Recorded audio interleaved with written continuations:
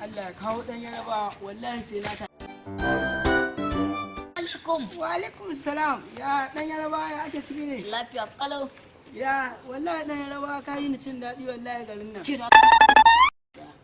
Ke da kina da sana'a da rage zo kina rena mutane wayo. Ni na gama dodai ina da sana'a sai in zo in kama kashe kuɗi. Yo ku ba an ci Hausa tafi kuɗi ba. Kai yaraba sun fi kuɗi. Ke ganin mu nan ko sisi ba mu da shi. Da za mu ci uwar yaraba wannan mu. Wallahi in kina zakin yaraba za mu je mu tattaro dangin mu su wanke an. Kulla tarabe sai mu gani da kai wa cin daɗi. Tarabe. Wani ya ja da ni to zai gane bambancin rafa da maya to jera su duk alayi walla. Dan duk ƙarya sai. A ga wannan in muka same shi kamun wannan bahaushen banzan nan ya zo. Na ji sama gana, na ji sane, na ji sama gana, na ji sama gana.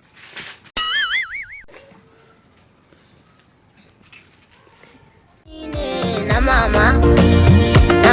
mama, ai ni ne na mama. Wa, ka. Da Allah gidan mamu. Haba ɗan yaraba ko kaɗan ba ku ƙarfin. Mu zaki makwalle laka.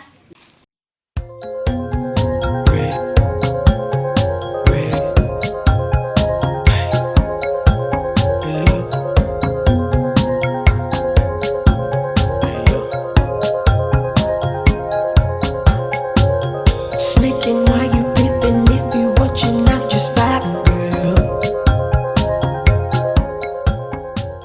Ya mun wayo mu Hausa.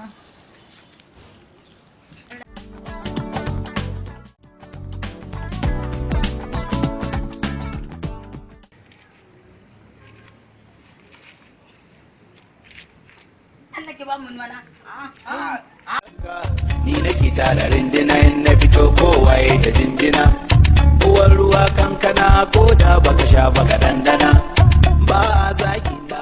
Kaɗan ba ni ɗan ci ko Kina Allah kaɗan kake ne. rena mana hankali. A ɗan yaraba. Da Allah da kan mun nan saka kudin muka a yau. Maman iyabo. Ah? Ɗan yaraba. Hey, kina so mu su wanke ana? Yo,